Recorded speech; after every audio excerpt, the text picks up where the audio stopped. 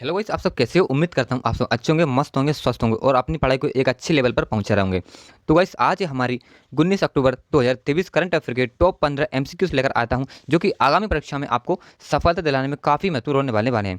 तो गाइस क्या आप हर बार गवर्नमेंट एग्जाम की तैयारी कर लेते हो और फिर एग्जाम देने जाते हो तो फिर एक दो नंबर से रह जाते हो?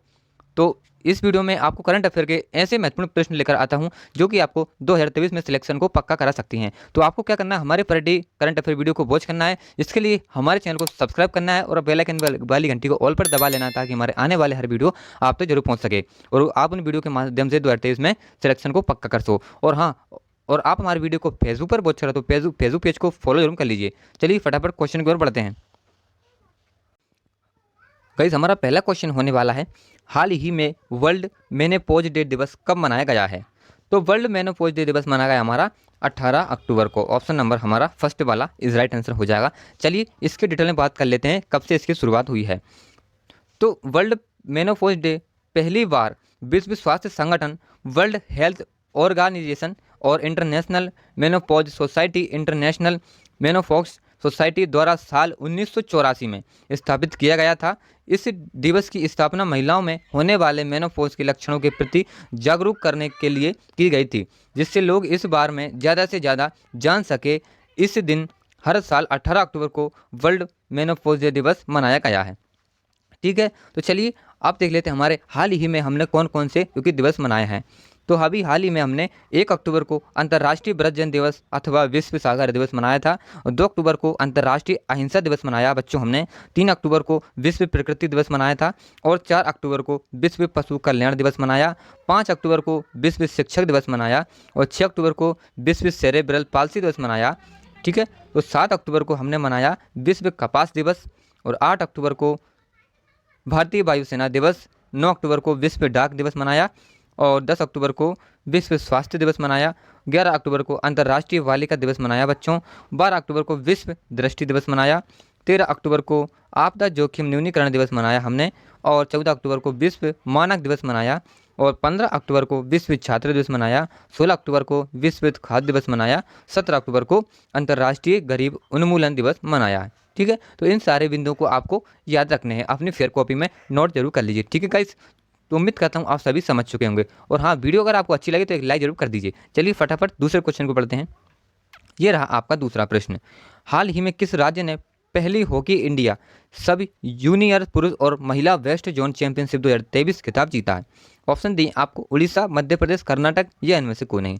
तो मध्य प्रदेश ने महिला वेस्ट जोन चैंपियनशिप 2023 खिताब जीता है। तो ऑप्शन नंबर हमारा सेकंड वाला इज राइट आंसर हो जाएगा, ये आपको याद रखना है।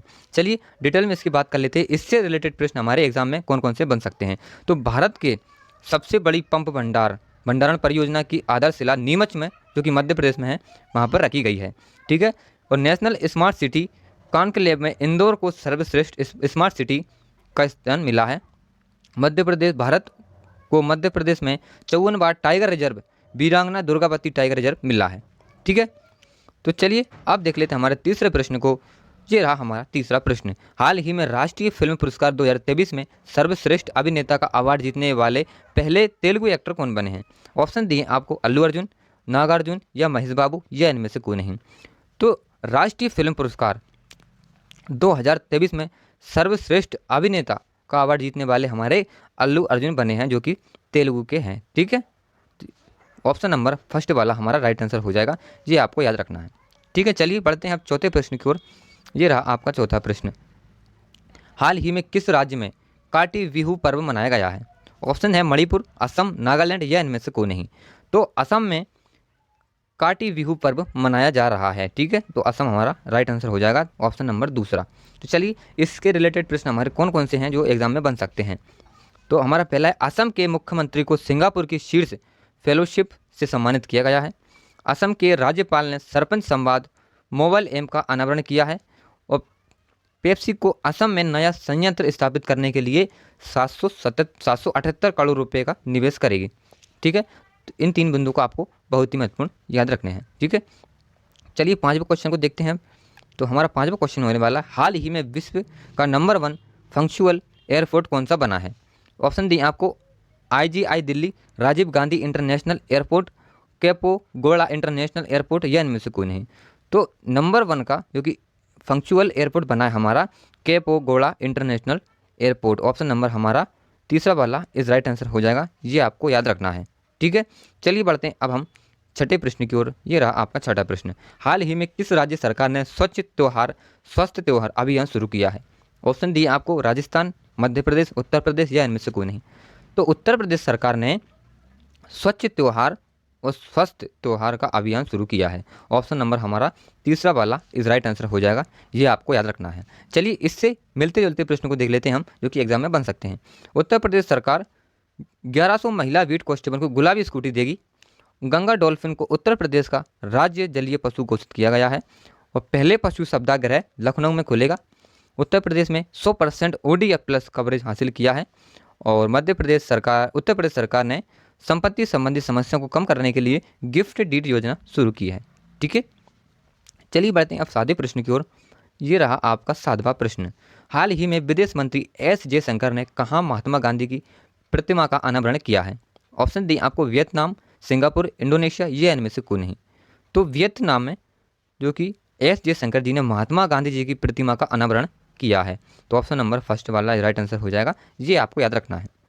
ठीक है, किसी प्रकार को अगर आप लोगों का डाउट होता है तो हमें प्लीज़ कमेंट में कमेंट कीजिए, हम तुरंत आपके डाउट का क्लियर कर देंगे। ठीक है, चलिए आठवें प्रश्न को देखते हैं। हाल ही में जंगली हाथियों की मौत को रोकने के लिए किस राज्य की पहली AI आधारित चेतावनी प्रणाली पूरी होने वाली है? ऑप्शन दी आपको उड़ीसा, तमिलनाडु, कर्नाटक या इनमें से कोई नहीं। तो इसका जो राइट आंसर हो जाएगा हमारा तमिलनाडु, ऑप्शन नंबर हमारा दूसरा वाला इज राइट आंसर हो जाएगा, ये आपको याद रखना है। ठीक है, इसके रिलेटेड प्रश्न देख लेते हैं हम कौन कौन से एग्जाम में बन सकते हैं। तो स्ट्रीट चाइल्ड्स क्रिकेट विश्व कप चेन्नई में आयोजित किया जाएगा। तमिलनाडु के सालेम सागो को GI टैग मिला है। तमिलनाडु के मुख्यमंत्री ने स्कूलों के लिए विस्तारित नाश्ता योजना शुरू की है। ठीक है, चलिए बढ़ते हैं हम 9वें प्रश्न की ओर। ये रहा आपका 9वां प्रश्न।